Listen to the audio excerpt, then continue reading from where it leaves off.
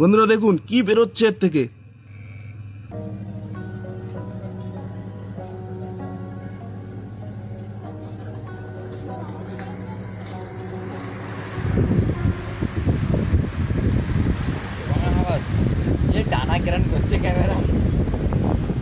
নমস্কার বন্ধুরা, আপনাদের সকলকে স্বাগত জানাই আমার আরও একটি নতুন ভিডিওতে। আজ এই ভিডিওটা কিন্তু অনেক ইন্টারেস্টিং হতে চলেছে। আজ এই ভিডিওটা কিন্তু আমরা ব্যাটারির উপরে বানাবো না, আমরা বানাবো ইনভার্টারের উপরে। কেননা আমাদের প্রত্যেকের বাড়িতে কিন্তু ছোট বড় ব্যাটারি সবার বাড়িতে থাকে, কিন্তু ইনভার্টার সবার বাড়িতে থাকে না। আর যাদের বাড়িতে আছে অনেক বড় বড় ইনভার্টার আছে, আর যাদের আছে ছোট ইনভার্টার তাদের কিন্তু এরকম ইনভার্টার। এই ইনভার্টারের মাধ্যমে কিন্তু আমরা শুধু লাইট জ্বালাতে পারি, ফোন চার্জ করতে পারি, পাখা কিন্তু চালাতে পারি না। তো আজ আমরা এই ভিডিওতে অল্প খরচের ভিতরে এমন একটা ইনভার্টার বানাবো যেটার মাধ্যমে আমরা দুটো টেবিল পাখা চালাতে পারবো, বা টেবিল সিলিং বলুন, দুটো পাখা আমরা চালাতে পারবো, এবং সাথে 2 থেকে 3টে 9 ওয়াটের এলইডি লাইট চালাতে পারবো। তো চলুন মেকিং প্রসেসটা দেখে নিই। ভিডিওটা অবশ্যই লাস্ট পর্যন্ত দেখবেন, অনেক ইন্টারেস্টিং হতে চলেছে আজকের এই ভিডিওটা। চলুন, এই পাওয়ারফুল ইনভার্টারটা বানানোর জন্য আমরা কিন্তু এখানে নিয়ে নেব একটা 12-0-12 10 এম্পিয়ার ট্রান্সফরমার। আপনারা পাওয়ার অনুযায়ী নেবেন, আপনাদের যেমন রিকোয়ারমেন্ট হবে পাওয়ারের। মানে 200 ওয়াট তো আমাদের ইনভার্টার থেকে আউটপুট হবে, কিন্তু এর ভিতরে আমরা যে কোনো ট্রান্সফরমার কিন্তু ইউজ করতে পারি। আমাদের 3 অ্যাম্পিয়ার থেকে শুরু করে 10 অ্যাম্পিয়ার পর্যন্ত আমরা যে কোনো ট্রান্সফরমার ইউজ করতে পারবো। আর ট্রান্সফরমার যেরকম অ্যাম্পিয়ারের হবে এর থেকে আউটপুটটা কিন্তু ঠিক সেই রকম বার হবে।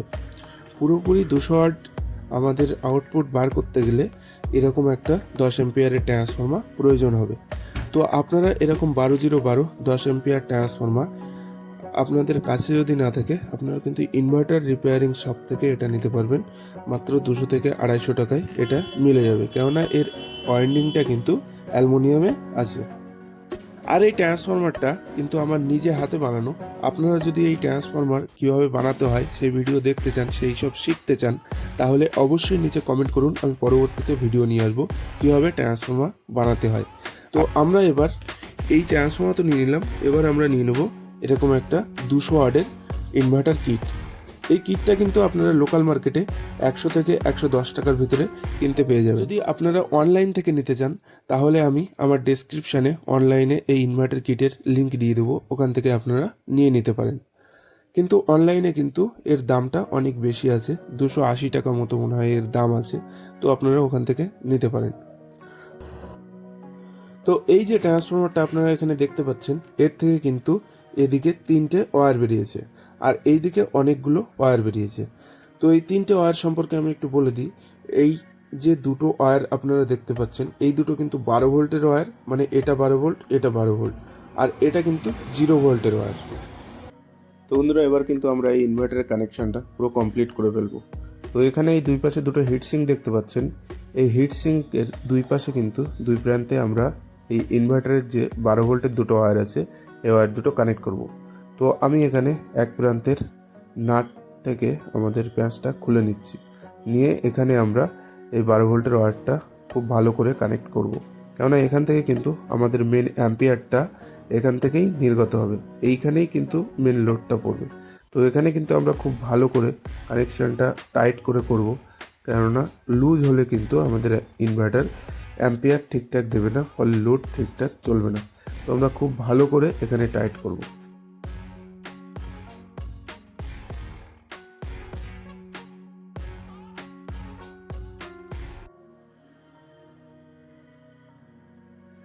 তো বন্ধুরা, আমি কিন্তু এই ইনভার্টারটির বোর্ড ওয়্যারিংয়ের কানেকশান পুরোপুরি কমপ্লিট করে নিয়েছি।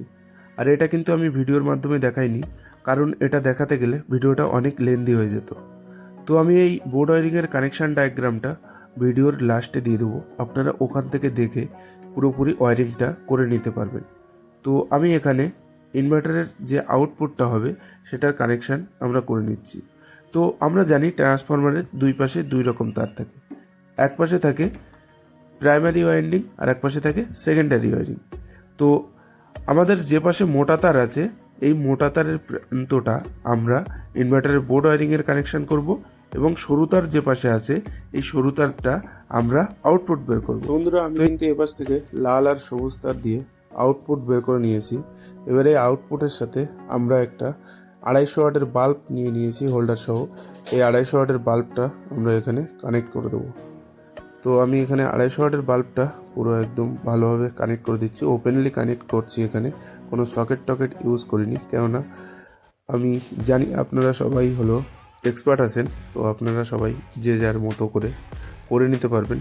তো আমি জাস্ট ওপেনলি এটা দেখিয়ে দিচ্ছি। তো আমার এই পাশ থেকে এটা আউটপুটের কানেকশানটা আমি কমপ্লিট করে দিয়েছি, আর এপাশে আমরা ইনপুট পজিটিভে পজিটিভ এবং নেগেটিভে নেগেটিভ অ্যাড করে দেবো। দেওয়ার পরে দেখবেন বাল্বটা কত সুন্দর জ্বলবে।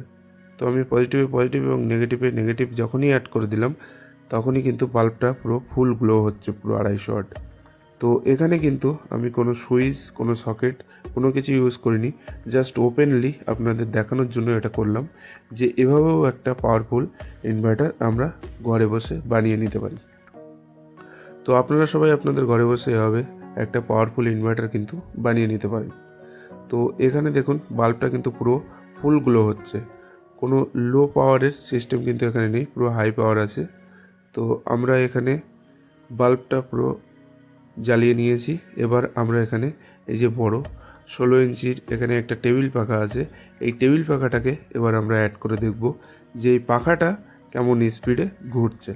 তো এখান থেকে আমরা এবার বাল্বটাকে ডিসকানেক্ট করে নিলাম। এবার নিয়ে আমরা এই টেবিল পাখার যে দুটো তার আছে, এই তারের দুই প্রান্তে আমরা ট্রান্সফরমার থেকে যে আউটপুট বের করেছি, আউটপুটের দুই প্রান্ত টেবিল ফ্যানের দুই ওয়্যারের সাথে লাগিয়ে দিয়েছি। তো কানেকশানটা করার পরে আমরা যখনই আমাদের ব্যাটারি কানেকশানটা দিলাম, দেখুন পাখাটা পুরো কিন্তু হাই স্পিডে ঘুরছে। এখানে কিন্তু স্পিড ডাউন হওয়ার কোনো সিস্টেমই নেই, এখানে কিন্তু পাখা পুরো হাই স্পিডে ঘুরছে। তো এটা একটা 200 ওয়াটের ইনভার্টার। এখানে কিন্তু এই ইনভার্টার সিস্টেমটা আমরা আরও আপগ্রেড করতে পারি। এই ট্রান্সফরমার বড় করতে হবে এবং এই বোর্ডটা আরও আপগ্রেড করে বেশি ওয়াটের বোর্ড কানেকশান করতে হবে, করলে এখানে আমরা আরও বেশি লোড চালাতে পারব। তো বন্ধুরা, আমাদের ইনভার্টারটা কিন্তু পুরো তৈরি হয়ে রেডি। দেখতে পেলেন কত পাওয়ারফুল ইনভার্টার। এই ইনভার্টারের মাধ্যমে আমরা কিন্তু এই বড় ফ্যানটা চালাচ্ছি, একদম সুন্দর রান করছে ফ্যানটা।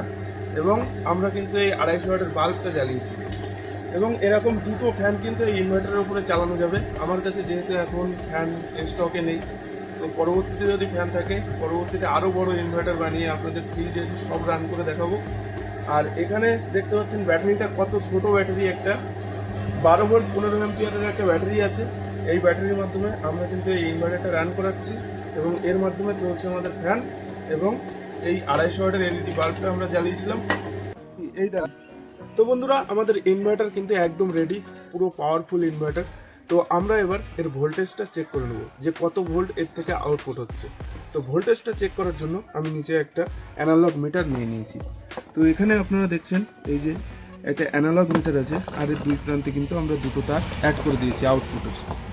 তো এবার আমরা এর ভোল্টেজটা চেক করব। এখানে প্লাসে প্লাস লাগালাম এবং মাইনাসে মাইনাস অ্যাড করলাম। করার পরে আপনারা দেখতে পাচ্ছেন কিন্তু ভোল্টেজ 220-র গায়ে আছে, আর এদিকে আমাদের ফ্যান কিন্তু পুরো হাই স্পিডে ঘুরছে। ফ্যানটা দেখুন। তো বন্ধুরা দেখতে পাচ্ছেন আমাদের ফ্যান কিন্তু পুরো হাই স্পিডে ঘুরছে, আর এদিকে ভোল্টেজ আছে 220। আপনারা দেখেছেন যে এর মাধ্যমে ফ্যানটা কত সুন্দর চলেছে এবং বাল্বটা কত সুন্দর চলেছে। এবার আমরা যে আসল বিষয়, এর অ্যাম্পিয়ার রেট কতটা আছে সেটা আমরা চেক করে দেখব। আর আপনারা জানেন এই ভিডিওতে কোনো অ্যাম্পিয়ার রেট কিন্তু মিটারের মাধ্যমে চেক করা হয় না, পুরো একদম ডাইরেক্ট শর্ট সার্কিট করে আমরা অ্যাম্পিয়ার রেট চেক করি। তো চলুন দেখে নিই এর অ্যাম্পিয়ার রেট কী আছে।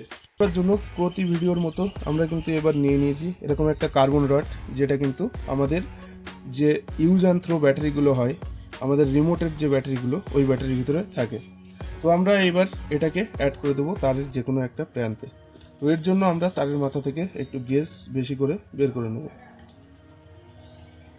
কার্বন রডটাকে আমরা এর মাথায় খুব ভালো করে ফিক্স করে অ্যাড করে দেবো। তো আমরা অ্যাড করে দিয়েছি। এর নেগেটিভে কিন্তু আমি নেগেটিভ অ্যাড করে দিলাম, এবং পজিটিভে পজিটিভ অ্যাড করলাম।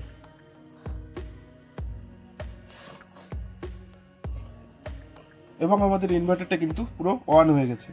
তো আমাদের এটা একটা ইন্ডিকেটার সিস্টেম করতে হতো, তো সেটা আমরা করিনি, আপনারা করে নেবেন। আর কীভাবে করতে হয় সেটা জানতে চাইলে অবশ্যই কমেন্ট করবেন, পরবর্তী ভিডিওতে ডিটেলসে ভিডিও নিয়ে আসবো। তো আমরা এবার এর যে অ্যাম্পিয়ার রেটটা সেটা কিন্তু চেক করে নেব। বন্ধুরা দেখুন কি বেরোচ্ছে এর থেকে। তো বন্ধুরা আপনারা এখানে দেখতে পাচ্ছেন শর্ট সার্কিট কারেন্ট রেট ঠিক কতটা আছে। তো এই যে ইনভার্টারটা শর্ট সার্কিট কারেন্ট রেট এতে খুব একটা বেশি নেই।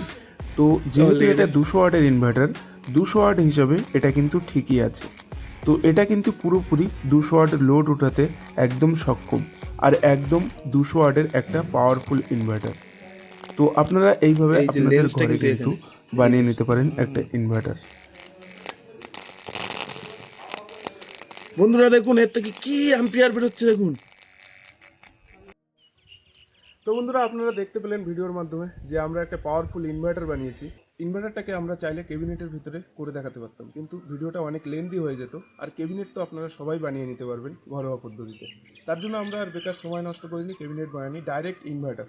আর আমাদের ভিডিওতে কিন্তু সব কিছু ডাইরেক্ট দেখানো হয়, যেমন ডাইরেক্ট পুরো শর্ট সার্কিট করে দেখালাম, ডাইরেক্ট ফ্যান সব তার জুড়ে জুড়ে কাজ চালিয়ে দিলাম, কোনো সকেট টকেট কিছু কিন্তু নেই আমাদের। তো অবশ্যই ইন্ডিয়ান টেকনিশিয়ান চ্যানেলটিকে সাবস্ক্রাইব করে আমাদের পাশে থাকুন। অবশ্যই পরবর্তীতে ভালো ভালো কন্টেন্ট নিয়ে আসবো। তো পরবর্তীতে যতক্ষণ না ভালো কন্টেন্ট আসছে ততক্ষণ ভালো থাকুন, সুস্থ থাকুন। জয় হিন্দ, বন্দে মাতরম।